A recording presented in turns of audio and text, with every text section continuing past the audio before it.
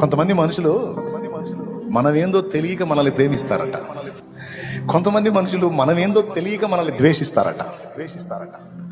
మనమేందో తెలిసినప్పుడు భలే మాట.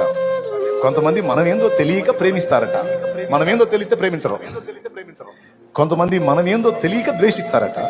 ఆ ద్వేషించే వాళ్ళకి మనమేందో అర్థమైతే వాళ్ళ అభిప్రాయాన్ని మార్చుకుంటారు.